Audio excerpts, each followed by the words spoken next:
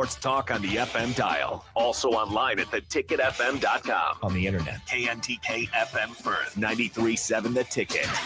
Advanced Medical Imaging is hosting their third annual Breast Cancer Awareness Walk on October 11th at 7601 Pioneers Boulevard. Hear inspiring stories from survivors, enjoy local food truck vendors, a live DJ, and other family-friendly activities as we unite to bring awareness about breast cancer. Check-in begins at 8:30 a.m. with the walk starting at 9. Register your team today for Advanced Medical Imaging's third annual Breast Cancer Awareness Walk online at amimaging.com. Let's walk for those we've lost, for those still fighting, and for a future without breast cancer. What's better than supporting your favorite radio station and eating delicious Nebraska-made products? Smoking Gun Jerky of Nebraska wants to highlight you, the listener, on the 93.7 The Ticket Wall of Fame at the store. Stop by the store at 48th and R in Lincoln and see their huge variety of small batch gourmet jerky. Or if you're not in the area and want to try some, go to smokinggunjerky.com and enter code EARLY for 10% off your purchase. It's the ultimate low-calorie, high-protein snack at Smoking Gun Jerky of Nebraska. Select Plumbing and Utility has been serving Lincoln and the surrounding area for 14 years, and they're not slowing down. Select Plumbing and Utility handles all your plumbing needs, from faucets and water heaters to full renovations, and they can even help with your heating and cooling needs. They're also Lincoln's underground experts, repairing and replacing broken underground water and sewer lines since day one. Contact Select Plumbing and Utility today at 402-560-6197, assuring excellence in every situation, opportunity, and challenge. That's 402-560-6197.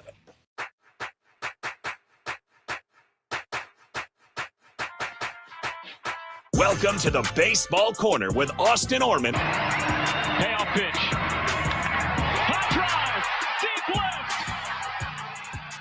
Grand slam. Bobby Witt Jr. wins it. Sensational. The Nick Sainer. Here's the 0-1. This is going to be a tough play. Bryant, the Cubs lead the World Series. Bryant makes the play. It's over.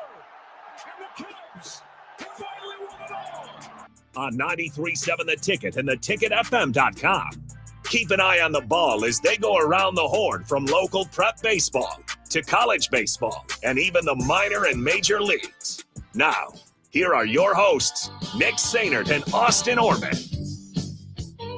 That is right. Welcome into another edition of everybody's favorite baseball show. It is the Baseball Corner on 93.7 The Ticket and theticketfm.com. Austin Orman riding solo tonight. Nick Sainert handling some business. That's all right. We will make it through the course of the next hour.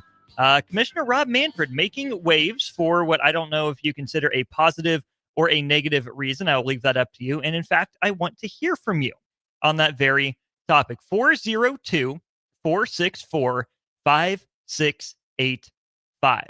Setting the stage, we'll hear from Rod Manfred himself. He was, of course, in attendance at the Little League World Series Classic game played between the Mariners and the Mets. What we're going to do is bring you the comments from Rob Manfred related to expansion and realignment in Major League Baseball. This is going to set the table for everything that we're talking about, at least in the first segment, maybe segment and a half. Plenty of Royals to get to and an update on 93.7 The Ticket's coverage of the Royals. But first, let's hear from Major League Baseball Commissioner Rob Manfred on expansion and realignment, the future plans for Major League Baseball. Take a listen. So how about a window into the future? Expansion, realignment, expanded playoffs. I mean, Can you see that down the road? I can. I think the first two topics are related in my mind. I think if we expand, it provides us with an opportunity to geographically realign. I think we could save a lot of wear and tear on our players in terms of travel. And I think our postseason format would be even more appealing for, entities like ESPN, because you'd be playing up out of the East, out of the West, and that 10 o'clock time slot where we, sometimes get Boston, Anaheim, would be two West Coast teams. And that 10 o'clock slot that's a problem for us sometimes becomes a real opportunity for our West Coast audience. So I think, I think the owners realize that there's demand for Major League Baseball in a lot of great cities, and that we have an opportunity to do something good around that expansion process. How about that from Major League Baseball Commissioner Rob Manfred related to expansion and realignment? He says those two items are, in his mind, related. Sounds like there's some support for that from the owners. Of course, the biggest part of this will be the expansion first. Where does Major League Baseball go? And you have the usual suspects, I think, being thrown out when it comes to where Major League Baseball could add. I would guess 2 teams to get them to the NFL number of 32. The kind of primary leaders, you would say, in the clubhouse would be Charlotte, Portland, Nashville, and Salt Lake City. DP and I mentioned that briefly toward the end of hour 1 of Old School, I believe it was. Salt Lake City's putting in a lot of work building a new stadium. They did for the AAA team, the Salt Lake City Bees, and I believe another stadium is in the works as well. Charlotte certainly has the infrastructure. Portland, there's not nearly as much competition up in that area. And then Nashville. Again, you talk about the infrastructure, lots going on for Nashville and potential for an expansion franchise in 2 of those 4 cities. If you ask me which ones I would add, I think I would tend to lean toward the Western Mountain teams in Portland and Salt Lake City. Nothing against Charlotte, nothing against Nashville. I think they could both do a very fine job of hosting Major League Baseball expansion franchises. But I like the idea of a truer kind of geographic rival, kind of travel partner for Seattle, who's, consistently racking up some of the most travel miles in the league just by virtue of being stuck out there really on an island in Seattle. The closest trips for them would be obviously the Rockies, but more importantly, the Giants down there in the Bay Area and the Oakland Athletics in their division. I like the idea of giving Seattle a travel partner in Portland and Salt Lake City, right, for Colorado. I think that more and more teams in that Rocky Mountain region, right, west of the Mississippi especially, is relatively underrepresented when it comes to it in Major League Baseball, especially in that kind of desert area where maybe there's not a whole lot of population, but you have those big hubs. I think DP brought up a good point, right? That the Utah Hockey Club was a big draw right after Vegas was a big draw, and the NHL put teams out in that similar region of the country. I think baseball would do really well there.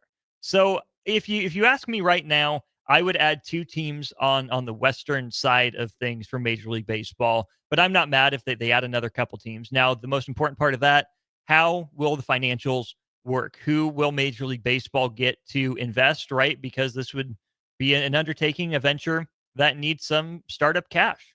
You got to buy in. How much would these franchises be valued at? How invested would these owners be in making sure their teams were as competitive as possible from the rip? What would an expansion draft look like? I assume very similar to what we've seen before across sports. Free agency, how big a player would these teams be? It'd be really fascinating to see. And if you look just in terms of ownership groups, it wouldn't shock me if Nashville is probably tops on that list, maybe Charlotte. But I do think Salt Lake City would still have a really good opportunity. Of course, the Portland Trail Blazers ended up recently changing hands. Maybe that ownership group would find some money to pony up to put a baseball franchise out there as well. I'm just not sure. But once there is expansion, because it's going to happen, they will find the money somewhere. Cubsker says, just a joke, but can Pittsburgh in the south side of Chicago get a team? LOL. On a real note, I'd love Charlotte or Salt Lake City. Appreciate the input there, Cubsker. Sorry about Kyle Tucker, by the way, my friend. That's not going your way recently. So if Major League Baseball gets the money, when Major League Baseball gets the money, and they add 2 more expansion franchises, what would that mean for the rest of the league? You heard Rod Manfred say there's a lot that we think we can do in terms of keeping some wear and tear off of our players, keep them healthier by the end of the year, make travel make more sense. Rob Manfred seemed to be a fan of the concept of geographic realignment. Now, of course, in baseball, as it currently sits, you got 3 divisions.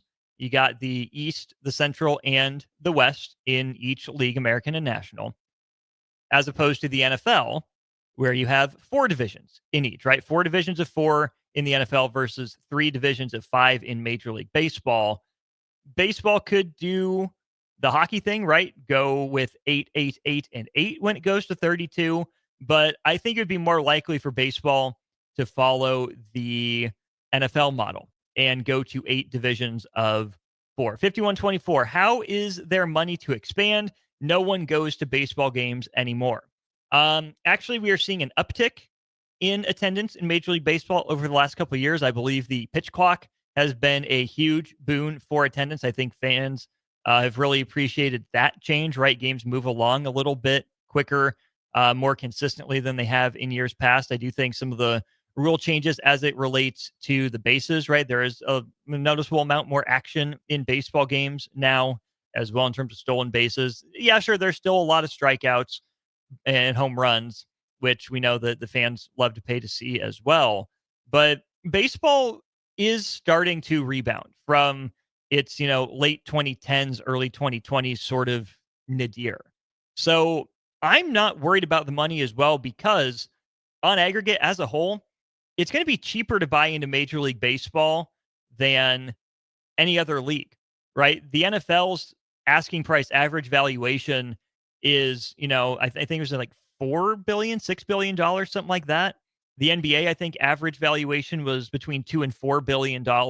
In baseball was there 1.5 or $2 billion. So don't get me wrong. I'm not saying it's cheap to buy in if you want it to be the expansion franchise, but it is certainly more manageable in baseball than it would be in any other league. And then 51-24, yeah, it's MLB, it's cheaper, but is it worth it? Almost regardless of the league you're paying to join, it's going to be worth it. Think about the hundreds of thousands or double-digit millions that some teams were selling for before compared to baseline. I mean, just bare minimum baseline, you're talking hundreds of millions of dollars for an MLB franchise. Almost assuredly so. Yes, it's going to be a lot of money up front, but think about how Major League Baseball teams and Major League Baseball owners make money. Yes, a big chunk of it, is ticket sales, is merchandising, is those local advertising deals. But the biggest part of the money comes from owning a team and getting a nice, fat, juicy check from the league every year as part of the media rights and the rev sharing. When you think about these markets, you think about Charlotte, Portland, Nashville, and Salt Lake City, big enough markets, but not overwhelmingly so, right? They're not going to walk in, I wouldn't think, and immediately start flexing, $300 million payrolls like Steve Cohen's doing with the Mets. I would predict that whatever two cities get the expansion franchises, they would end up probably in the 20s in terms of payroll. I don't think they would be at the bottom to start out because, you have Oakland, you have Tampa, you have Pittsburgh, and on the sneak, you have Baltimore, you have Colorado as well. Washington hasn't had to pay many players as well. So I think that these new teams coming in to be mid to low 20s in terms of the rank in the league in terms of spending on their team. And I guess to go back to the initial point, baseball, despite maybe having slower growth than other leagues, is still growing. It is absolutely a money-making venture. You think about the types of people that have the money to splash around to own these teams. It's a little side project for them. It's a little, oh, that's neat. I can kind of flex this to my friends when I'm, at a brunch or at a cocktail party, something like that. You're not making your money as a Major League Baseball owner. You pay to own it. You make a little bit. It's really just kind of a side investment project. You sit on it for 20, 25, 30, 40 years, and then you hand it down to your kids, or you sell it, if your kids don't have any interest in doing it. That's where the money comes from, right? It's not, they're less focused, I would assume, at the ownership level. Sure, they'll look at the trends in ticket sales, merchandise sales, fund promotions, get people out to the ballpark, television rights, right? Especially as there's still a lot of, RSNs, regional sports network deals, like that all matters. But the way you make money as a baseball owner is you buy it and you sit on it, because it's absolutely going to increase in, even inflation adjusted dollars. If you normalize for that, you're going to get more bang for your buck, in 20, 25 years when you sell the team. And hopefully you can, swoop in and buy low and then sell high, right? If one of these expansion franchises has a really good run. Now, of course, this will be dependent on how the contract is structured, right? We know in college athletics, some of these schools in realignment, when conferences expand, you look at like an SMU not getting any rev share dollars from the ACC, Cal and Stanford, I believe, getting smaller amounts than their counterparts are as well. I would hope that these Major League Baseball franchises would get a full, even 1/32nd allotment from the media rights if and when this expands. I would also hope and assume that these teams would get some revenue sharing dollars, right? Again, not tiny markets for Charlotte, Portland, Nashville, and Salt Lake City, but not huge, overwhelming markets, right? Not New York, not Chicago, not LA, not Philly, not Atlanta, not Houston, not Dallas. So maybe they're on the cheaper, poorer end of the non-revenue sharing teams, the revenue paying teams. But I could also see, hey, we want to get these franchises off the ground. We need to make sure that these new plants are, watered, are energized. So we'll kick in, a little bit of rev share money to them, right? Take the average amount of rev share dollars that you give out to the bottom teams in terms of payroll and market size, and sprinkle, a little extra change to either the two expansion franchises. Cubsker, how well do you think an Omaha team would do? I don't know. I really don't. As with any market like Omaha, I don't think it would pass the Huskers. I would assume it would pass Creighton pretty quickly if people knew what they were doing in terms of popularity. But Omaha and Lincoln really have become such a melting pot, right, for fandoms. You can stare out the window here at 93.7 The Ticket and see 6 or 7 different teams in a league walk by on any given game day. That's just a thing. I think that there'd be a lot of people that would gravitate to a team in Omaha that I'm going to assume would play its games at TD Ameritrade or the Chuck, Charles Schwab. Sorry, it's always TD to me. That'd be my assumption. Maybe they could take over Werner Park, but I highly, highly doubt that would happen, because I do think Major League Baseball would prefer the downtown stadium idea. We've had a Major League Baseball game, at least an exhibition, up there at the Chuck before. Its dimensions work.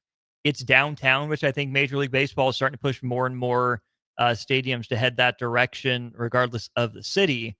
But I wonder if it would be this generation of fans that are currently watching baseball that would kind of be the catalyst for the fandom of this team, or if it would be the younger generation, right? Maybe kids that didn't grow up going to a lot of Storm Chasers games. Their parents weren't really into baseball, but hey, here's a new team. It's fun. My kid just started playing baseball, and here's a local team. We'll go check them out because we live in Omaha proper. We're not out in Papillion by Werner. So this is closer. Maybe it's a little pricier, but it's Major League, and we're willing to pay that. I would tell you, if there were an Omaha team, I'm not switching my allegiance, right? Like, I'm 27 years old. Outside of Nebraska athletics, the Kansas City Royals are my, next longest held fandom, right? That's deep for me. I'm not just giving up the Royals just because there's a team in Nebraska. It's really nice for me having the Chasers a little ways away, and I want to pop up and watch prospects, which I should probably get my butt up there and watch Carter Jensen at some point next week. Haven't done that yet. That's a flaw and a shortcoming of mine. Maybe Cags will still be there too, but I think it would be tough in some aspects for that Omaha expansion team, which again is not one of the options necessarily. It was maybe down the ballot if the Rays, they're getting sold right now. If the Rays were going to be sold and moved, Omaha was kind of a down ballot candidate, but I do think Major League Baseball would probably send the Tampa franchise to either Charlotte, Portland, Nashville, or Salt Lake City. Brad, I'll get to you here in just a sec as well. And my dad chimes in with a similar point. So I think something that would be a little difficult for Omaha to overcome is, MLB would probably be bigger than the Chasers, but the Chasers are rooted in that community. And because, there are so many different fan bases here that go so many different directions, whether it's to the Cubs, to the White Sox, to a Texas team, to the Rockies, right? I know a lot of people, that's the closest team for them, to the Twins, right? Maybe you're a transplant from somewhere and you bring the team that you grew up rooting for.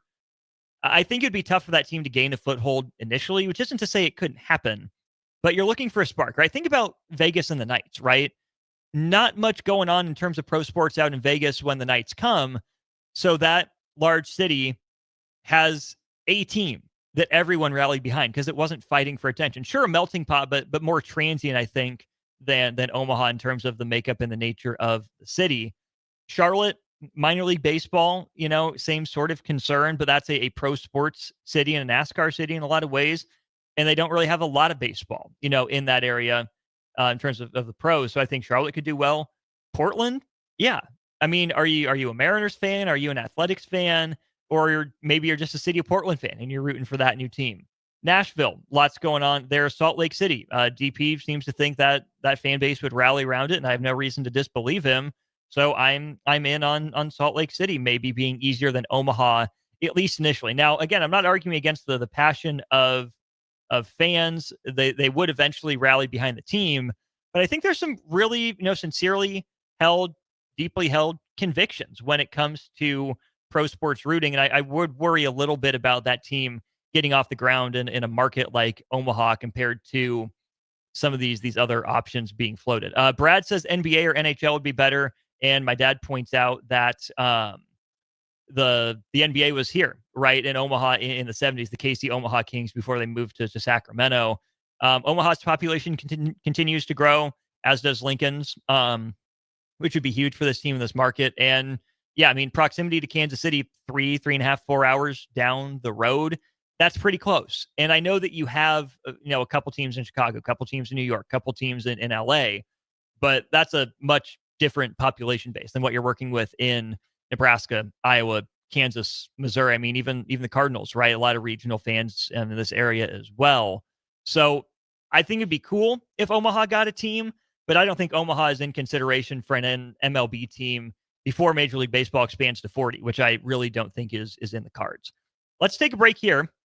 When we get back, what would these new look divisions look like? Former MLB general manager, current writer for The Athletic, Jim Bowden, has some thoughts. We'll give you his. I'll give you my reaction to it when we get back to Baseball Corner.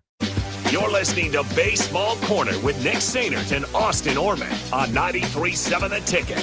Now's the time to grab your snacks. The second inning is next. At Parkview Animal Hospital in Lincoln, it's not just their professional care that sets them apart, but their warm staff and state-of-the-art facilities. Whether it's for a routine checkup or a comprehensive medical procedure, at Parkview, your pet isn't just another number, but a valued member of their caring family. Visit them at pahlincoln.com today and in person just south of 14th and Pine Lake Road. Parkview Animal Hospital, your pet, their passion for happier, healthier, furry friends. We interrupt this commercial break for an important story. There once was a man from Nebraska who went searching for food in Alaska. When his stomach was rumbling while laying in bed, he could think of only one option, Führer's cheese spread. So he left at once and drove day and night to return back home for cheese spread delight. Now his stomach is full and the voice in his head tells him no more vacations without Führer's cheese spread. Find yours today at most local grocers. With UBT, you've got total control over your money. Like Doug, who runs his game day tailgate like a well-oiled machine. I got burgers, brats, chicken, dogs, plus all the fixins. And with the UBT Go app, I can track my food spending from anywhere. Pro move. They don't call me Grill Sergeant for nothing. No matter your goals, UBT helps you feel good about reaching them. Union Bank and Trust. Member FDIC. Rico here with HIS Auto Care at 70th and Van Dorn, letting you know HIS is a great place to bring your vehicle for service. With superior service bumper to bumper, we'll treat your vehicle like it's your mother's. Doesn't get any better than that. So call 402-488-8934 and HIS Auto will make you glad you did. 5% off, mention this ad, and for sure your mother will be proud you called. 402-488-8934, HIS Auto Care, 70th and Van Dorn. God bless you. M Suits Clothiers, Lincoln's favorite men's store. Family owned and operated, located 1 block south of 56th and Pine Lake Road. Go bold this summer and fall with endless possibilities. Stop in now for the best selection on sweaters, outerwear, suits, sport coats, dress pants, and dress shirts. M Suits Clothiers, your menswear store. This is Bill Mitchner, Executive Director of Lincoln Lighthouse. Did you know Lighthouse provides multiple programs for students such as one-on-one tutoring and mentoring, as well as pro-social skill exercises, while providing them a nourishing meal and a safe space during all months of the year, even during school breaks? Learn more or contribute to Lighthouse at lincolnlighthouse.org today.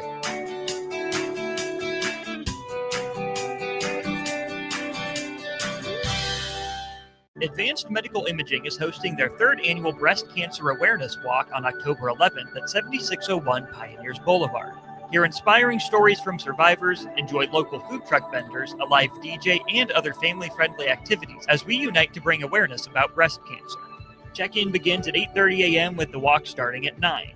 Register your team today for Advanced Medical Imaging's third annual Breast Cancer Awareness Walk online at amimaging.com. Let's walk for those we've lost, for those still fighting, and for a future without breast cancer. What's better than supporting your favorite radio station and eating delicious Nebraska-made products? Smoking Gun Jerky of Nebraska wants to highlight you, the listener, on the 93.7 The Ticket Wall of Fame at the store. Stop by the store at 48th and R in Lincoln and see their huge variety of small batch gourmet jerky. Or if you're not in the area and want to try some, go to smokinggunjerky.com and enter code EARLY for 10% off your purchase. It's the ultimate low-calorie, high-protein snack at Smoking Gun Jerky of Nebraska. A1 Automotive's second location is now open at 5110 State Hill Drive, just off of Yankee Hill Road. The new location continues to specialize in all makes and models and provides personalized service as they have for 15 years. With the school year here, A1 Automotive reminds you that college students get 10% off any service, and they offer free tire repair with a valid college ID. Schedule your appointment today at a1autolincoln.com and visit their new location in South Lincoln at 5110 State Hill Drive or downtown at 11th and L. Hop in the batter's box because it's time for the second inning of the Baseball Corner with Nick Sainert and Austin Orman on 93.7 The Ticket.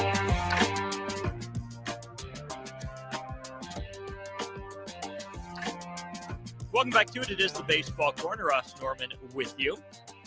Really good conversation going so far. Appreciate everyone finding the show here on a Monday night. Keep the thoughts rolling in on Major League Baseball number 1, expansion, and now number 2, realignment. This is proposed by Jim Bowden, former Major League Baseball general manager.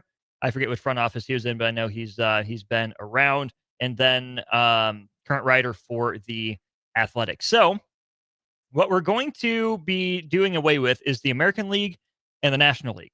We would turn those into the Eastern Conference and the Western Conference. Not my favorite, right? I think American and National is pretty cool, right? That's some of the history, the tradition of baseball. But so be it, because this is not just realignment for the sake of realignment. This is geographic-based realignment straight from Commissioner Rob Manfred. So we will start in the East with the 4 proposed divisions. Jim Bowden has the East Division comprised of the Red Sox, the Mets, the Yankees, and the Phillies. Oh boy, things would get nuclear in that division on so many levels. Crosstown rivalry, Mets-Yankees. You have 2 of the more passionate fan bases in Boston and Philly. Then obviously you have a couple of division rivals in the Mets and Phillies, and historical rivals, Red Sox and Yankees. Yes, I am all on board with that division, although I would probably call it the Northeast Division, and we will, I believe, be getting to that here in just a little bit. Actually, no, I'll explain more in just a little bit here. So I would call it the Northeast Division. Then his North Division for Jim Bowden, the North Division would be the Cincinnati Reds, Cleveland Guardians, Detroit Tigers, and Toronto Blue Jays. I would call that the Great Lakes Division, right? I think that's a little catchier than just the North, right? Because I don't think North when I think of Cincinnati or Cleveland, Detroit, and Toronto, obviously. But I would call that Great Lakes. At least I could be talked into calling it Great Lakes. The only other kind of option that I would give the Great Lakes to, we'll get to here in just a minute. But still in the Eastern Conference, the Mid-Atlantic region, I kind of like that name because it would include the Baltimore Orioles and the Washington Nationals. I think that makes perfect sense geographically. You throw Pittsburgh in there, and how about this? Jim Bowden's first expansion franchise would go to the east, and that would be in Charlotte, comprising the Mid-Atlantic region. And then the Southeast Division in the Eastern Conference, the Atlanta Braves, Miami Marlins, Tampa Bay Rays, and here's the second expansion franchise for Jim Bowden. That would be Nashville there in the Southeast. So pretty good overall from Jim Bowden. I think a lot of that makes some sense. Obviously, we went through the East Division. In the North, you get the Guardians and Tigers, pretty big rivals. You get the Reds and the Guardians in the same state. Obviously, Detroit and Toronto would certainly be an interesting matchup. Mid-Atlantic, mentioned the Orioles and the Nationals, and you throw in the Pirates and Charlotte. Sure, whatever. Southeast, not a lot of history or animosity there. You have the Braves and the Marlins, obviously current division foes, but I would hesitate to say there's much bad blood there between the two of them. Tampa and Nashville kind of being the throw-ins. That's in the Eastern Conference that I would probably still dub the American League. I don't know why that just feels more of an American League to me. So let's get to the Western Conference from Jim Bowden. He calls this the Midwest Division, which I don't really buy it as Midwest. This is another one I could see the argument for Great Lakes, but I guess Midwest is fine because I would probably give Great Lakes the other way. But anyways, this is the Cubs, the White Sox, the Brewers, and the Twins. Obviously, crosstown rivals in the Cubs and the White Sox, division rivals in Cubs, Brewers, and Twins, White Sox. And there's a lot of bad blood still between Twins fans and Brewers fans for historical reasons. So I think that Midwest division would get pretty spicy. Then we get to the Southwest Division that Jim Bowden calls it. This is one where I think this is a stupid name because it's more south than it is west. This, to me, since we're not using Central, this to me would be the Central Division of the Western Conference. It would be the Astros, the Rangers, the Cardinals, and the Royals. So 2 Texas teams and 2 Missouri teams. Not close, not too far, certainly manageable.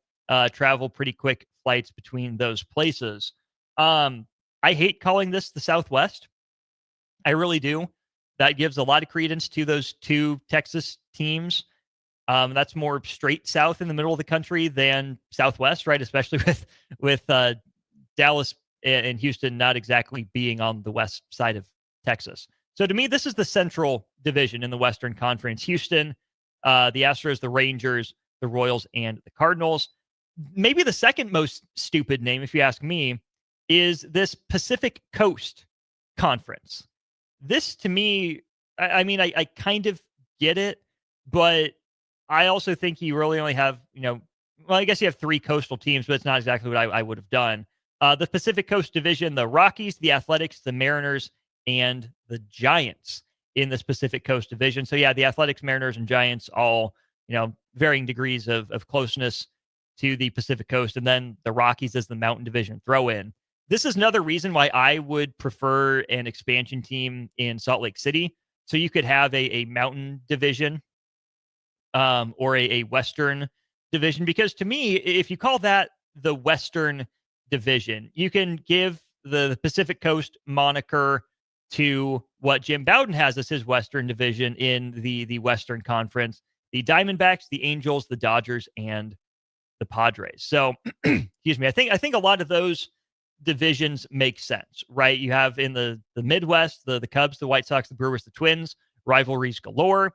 Southwest, Astros, Royals, Cardinals, and Rangers. Call it the Central. I'm fine with that. Couple in-state rivals and some history, even between the interleague and interdivision opponents, right? You think about Royals, Astros from 2015, got pretty spicy. You think about Cardinals, Astros, right? You think about Albert Pujols off of Brad Lidge, I believe it was, the moonshot onto the train tracks down there in Houston.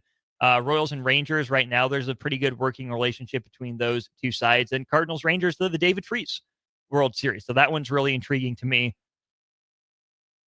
The Pacific Coast Division, you'd pair up, obviously, the Rockies and the Giants and the A's and the Mariners from their current divisions. Some history there with the 2 California teams as well. But that's why I still, again, like the idea of a travel partner for the Mariners, because they'd have to do pretty far and away the most travel out of that division. And with Vegas being the soon-to-be host for the Athletics. That's two teams that are maybe more mountain than coast, as opposed to the West Division, where you have three teams, within shouting distance of some water in the Angels, Dodgers, and the Padres, and really just the Diamondbacks being out there in the desert. So pretty good from Jim Bowden, I would say. And again, this is much more of an NFL-style look than we've gotten accustomed to from Major League Baseball. But overall, I think that there is a pretty good foundation for what geographic realignment could look like. Cubsker says, I love that for the Cubs, but definitely need the Cards in there somewhere. I feel like it's one of baseball's great rivalry, the Cubs and the Cardinals. I think everyone can get on board with that. But I do think that if you throw the Cardinals into this Midwest division, where I think Midwest makes more sense in terms of the branding for the Cardinals, I kind of like the way that they split it up. Because if you're going to take, the Brewers maybe out of the Midwest division and you put the Cardinals back in there, yeah, you get the rivalry with the Cubs and the Cardinals, but then you're probably kicking the Brewers, I would assume, over to that quote-unquote North division or that Great Lakes division. So then who do you get rid of? The Reds, the Guardians, the Tigers, or the Blue Jays? That doesn't make a lot of sense to me. I mean, do you kick the Blue Jays out and you put them in the East? And then, do you kick Philly out and put them in the Mid-Atlantic? Then do you kick Charlotte out and put them, somewhere else, or kick Nashville out? I don't get it. And here's the thing. I would say this to Cubsker, and I would say this to 1380, who says it's idiotic to break up Cards Cubs and idiotic to break up Dodgers Giants. I get it, but don't forget that Major League Baseball has actually backed off the number of divisional games in the last few years. Maybe it's just a couple years ago even, because it used to be you played each team in your division, I believe it was 19 times. Now I believe you're playing them 13 times a year. So that's 6 games saved for each team that you can spread around. And so I would tell Cubsker, I would tell 1380, if Major League Baseball didn't then turn around and give us, home and homes for Cards, Cubs, and Dodgers, Giants, that would be idiotic, right? We've gotten so used to and comfortable in the divisions that we have. Excuse me, take a drink here for a sec.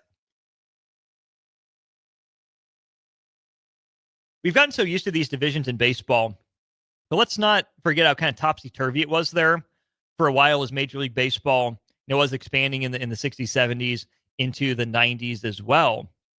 Major League Baseball's division structure has changed quite a bit. And this would just be another step in that process. So yes, you would lose the quote unquote divisional rivalries. But I do think, if you look at this, with one fewer team in the division to play 13 games against, you can really, really spread those games around. I mean, maybe you get, a home away home series that alternates every year. So in this Cardinals Cubs example, maybe in those spare 13 games in 2026, hypothetically, you'd play 2 series at Wrigley and 1 at Busch. And then in 2027, it'd be 2 at Busch and 1 at Wrigley, because you can't get rid of these rivalries. And I think on aggregate, Jim Bowden did a really good job of keeping a lot of these rivalries together when you're looking at it through the lens of geography and how it fits together in the big picture, right? I'm not trying to tell Cubs and Cardinals fans or Dodgers Giants fans that, their rivalries aren't important. I think they are. And I think especially if you break up the divisions, making sure you continue to play those games year after year makes sense. But if you look at the East, we'll just go division by division. Red Sox, Yankees, they stay together. Mets, Yankees get put together. Phillies, Mets stay together. 4 big market, power player teams in one division. That's great. That's a lot of rivalry juice. The North doesn't have a whole lot of that. Really just, the interstate matchup between Cincinnati and Cleveland. And then you have the former interdivision rivalry we have right now in the Tigers and Guardians surviving. Mid-Atlantic really has nothing outside of Orioles and Nationals.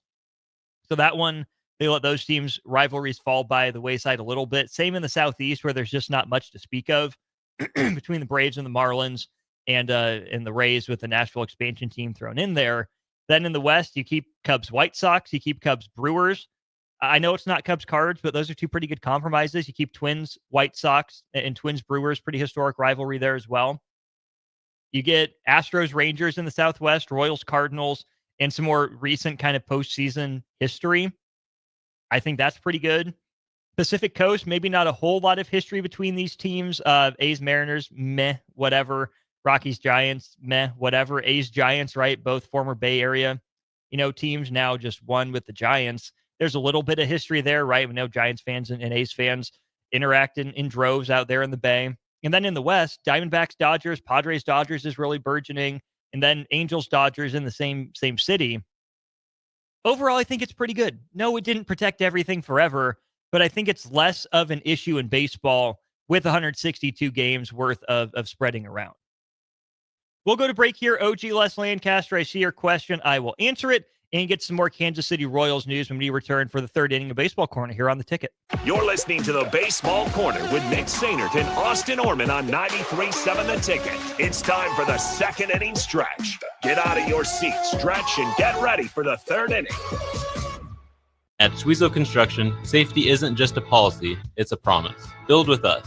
Work safe, go home proud. We're hiring skilled craftsmen, laborers, concrete workers, and steel erectors who value quality work and a team that has your back, on and off the job site. If you're ready to be part of a company where your safety and success come first, visit Schwezo.com. That's SCHWISOW.com and apply today. Schwezo Construction, 40 years strong and still building the future.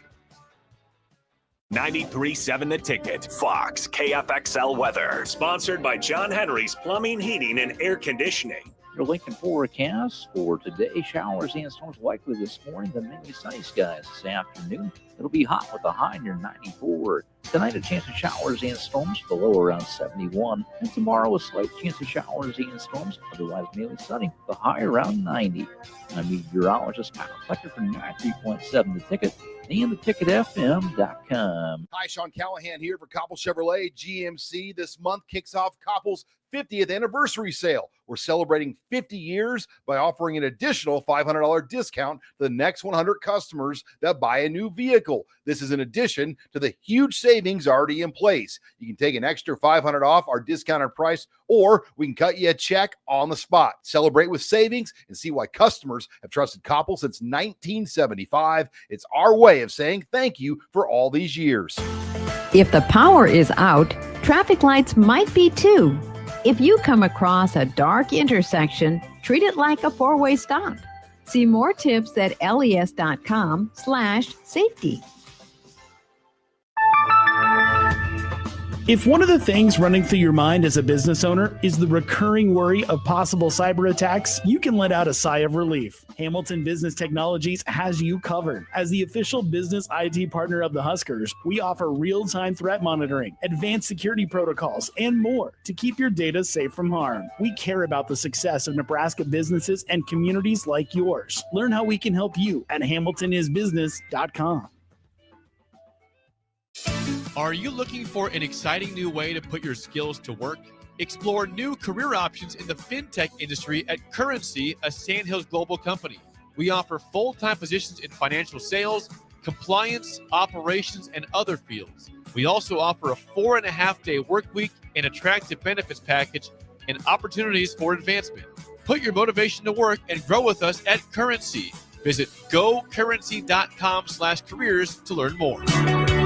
Hi, it's Charlie Stone and Andy Goodyear of Honda of Lincoln with more exciting news for area car buyers. Charlie, it's just announced that Honda of Lincoln has won 3 of the Lincoln Journal-Star's Lincoln Choice Awards: Best New Car Dealer, Best Auto Repair, and Best Place to Get Your Oil Changed. Wow, that's great, Andy. Anything else? Yes, we were runner-up for Best Pre-Owned Dealer and Best Tire Dealer. A lot of people don't understand that we do sell tires here. Very exciting, Andy. Why do you think your dealership is winning so many awards? Charlie, we simply say it's the Honda of Lincoln way of doing business. Looks like Honda of Lincoln is the great news headquarters for Lincoln. Yes, and even all of Nebraska, we are also announcing that Honda of Lincoln's the only dealer in the state of Nebraska to win the prestigious Honda President's Award for 2024. Honda of Lincoln, Nebraska's #1 volume Honda dealer, 27th and Yankee Hill Road, or online at hondaoflincoln.com. Looking for a fun way to give back? Join us for the 2025 Kicks for Kids Nebraska Fun Run Walk, presented by Pinnacle Bank, on Saturday, August 23rd at James Arthur Vineyard. Enjoy a scenic 5K through beautiful grounds. Every step helps provide shoes to kids in Lincoln and Lancaster County schools, with options for adults, wine included, and kids. Registration fees include a t-shirt, medal, and bag. Sign up today and make a difference at kicksforkidsnebraska.org. Grab your glove and hit the dirt. It's time for the third inning of the Baseball Corner with Nick Sainert and Austin Orman on 93.7 The Ticket.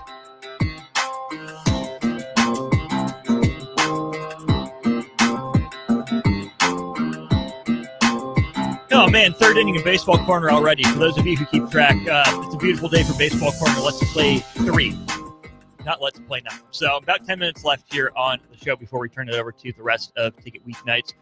402-464-5685, about 37-ish games to play for most teams in Major League Baseball.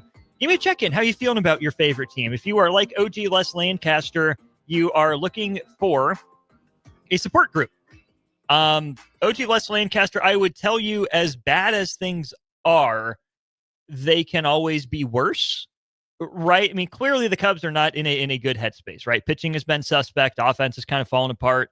Nick brought up Ian Happ's comments to me earlier today. I don't know if that was on the drive or between segments. Kyle Tucker, sounds like he's going to get a couple days off. That's kind of concerning. A guy that's, hitting like under 200 for the last month and a half.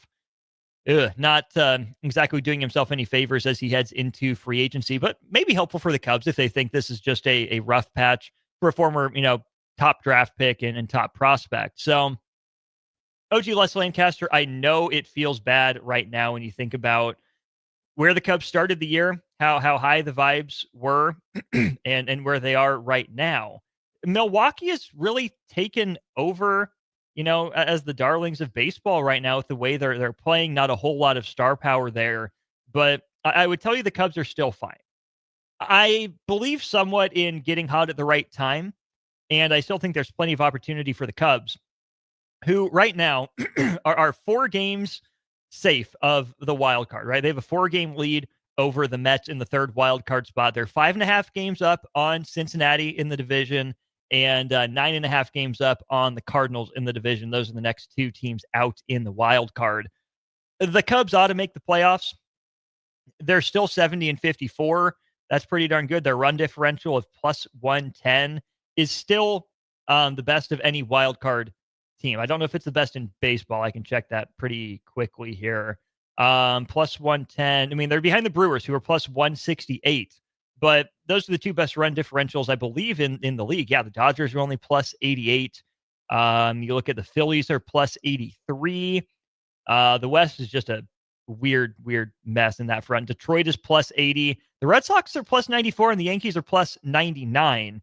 But still, that's an 11-run lead in terms of run differential and a couple extra wins over teams that aren't even in your league. So the Cubs will be fine. There's, certainly some consternation, understandably so, with how well Milwaukee's playing. But at this point, I would say division's not out of reach, but it's basically out of reach. Let's maybe reframe your mentals here, OG Les Lancaster, and say the Cubs are all but a playoff team at this point. And then you get that mental reset. Whether you host a wild card or you go on the road, the Cubs are in a fine spot, right? They still have plenty of time in the regular season to define themselves, to figure something out, to get the mechanical fixes and get hot again. And of course, then if you're Milwaukee, it's almost the opposite story, right? A 14-game win streak that just got snapped. Seems like they have some devil magic on their side. And I'm sorry, as a neutral observer, it's been really fun to watch, right? Maybe not for Nick. I don't love to see him, melting down every day. But shout out my buddy Matt, big Brewers fan. He's, living his best life right now. But he's kind of in that headspace too, right? He's trying to not think the dirty, nasty, ugly thought of, are the Brewers peaking too soon? Do you really believe that the Brewers are, going to be the first team in baseball to win 80 games? Well, you better, but you wouldn't have expected that going into the year, and you wouldn't have been wrong, to say, no way it's going to be Milwaukee. They scuffled to start the year. They've gotten hotter than the surface of the sun, over the last month and a half or so. I think they're like 40-5 in their last 45 games. Maybe not quite that ridiculous, but it's something just absolutely insane. Maybe it's like 30-5 in their last 35. Either way, Milwaukee has been a wagon. But what happens in the postseason? Sometimes you get unlikely heroes, but sometimes your studs, your stars end up flexing their muscle. Who are the studs for Milwaukee? You're thinking Contreras. You're thinking Yelich. You're thinking Jackson Chourio, but he's been out with the injury. So Milwaukee's been outperforming some of its expected stats, right? They've come from behind, I think, 8 times in their 14-game win streak. How sustainable is it? We'll have to see, right? I think as the fan of a fellow small market team, I'm rooting for the Brewers. I'm pulling for them. I think they're fun. I've never had anything against the Brewers, who actually did a lot of help for the Royals in making it to the 2015 World Series after falling short in 2014. Brewers took Zach Greinke off the Royals' hands, of course, traded for Alcides Escobar and Lorenzo Cain. So I got a little bit of a soft spot for the Brewers. Sorry, they're OG Les Lancaster, but not really. All right, Brian H. This is another one that hits kind of close to home for me. As a Mariners fan, I'm 100% expecting to get my heart broken yet again as they miss the playoffs by 1 game yet again. Man, I don't know. That's so tough. I got family that lived in Seattle for a while. They've now moved away. The AL wildcard race is a fascinating one. Boston and Seattle tied with the same record, 68 and 57. Both a half game up on the Yankees at 67 and 57. We mentioned the run differentials. How about this? Boston and New York, plus 94 and plus 99, respectively.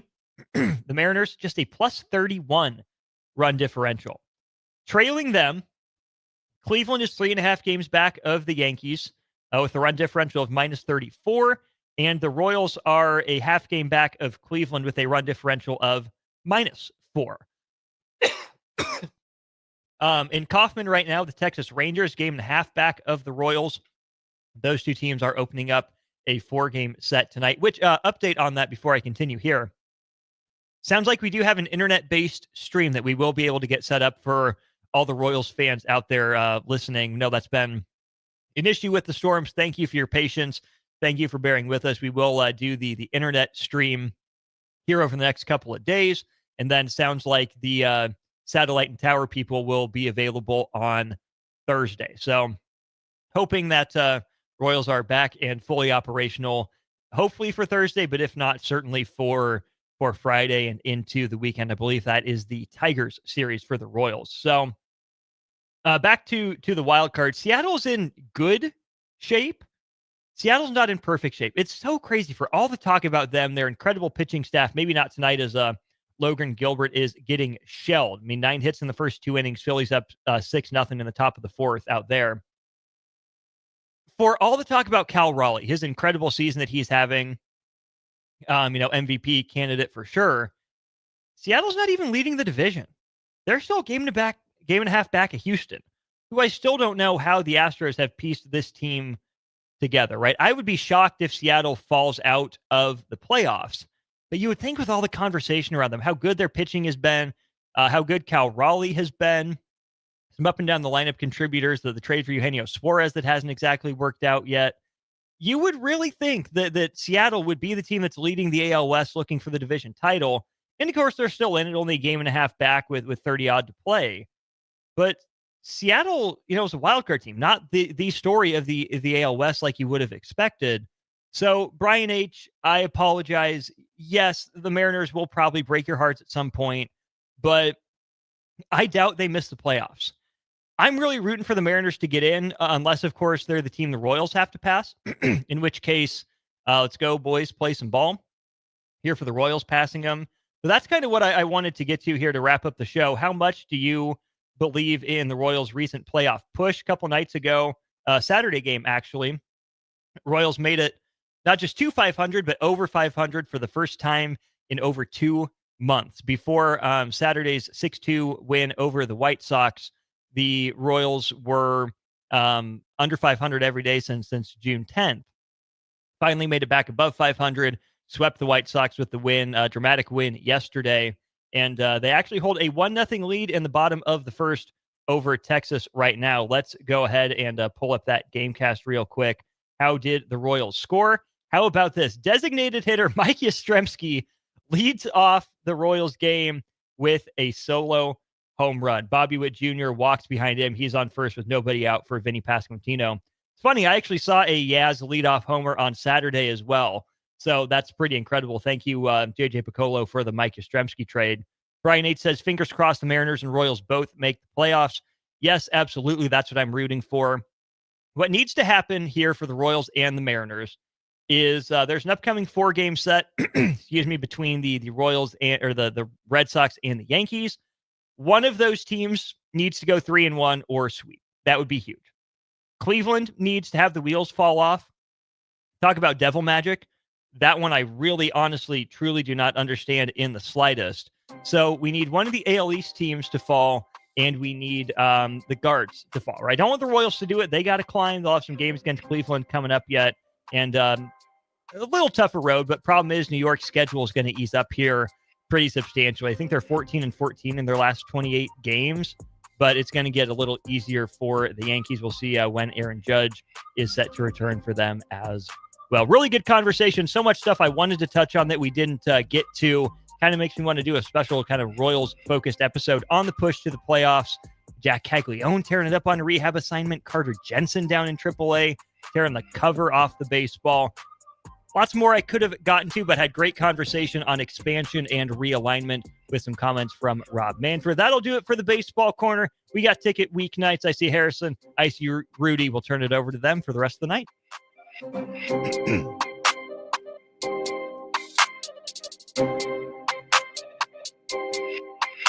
Since 1983, Fast Mike's Roll-Offs have been an trusted and reliable company in Lincoln and the surrounding areas.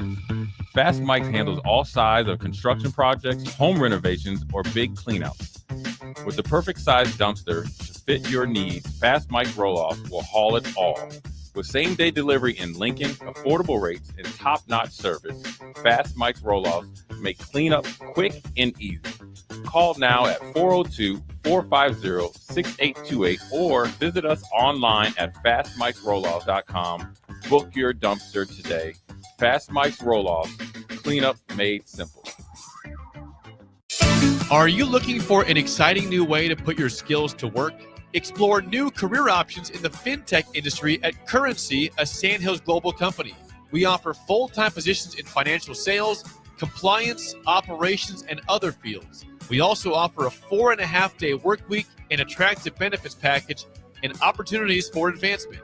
Put your motivation to work and grow with us at Currency. Visit gocurrency.com/careers to learn more. If one of the things running through your mind as a business owner is the recurring worry of possible cyber attacks, you can let out a sigh of relief. Hamilton Business Technologies has you covered. As the official business IT partner of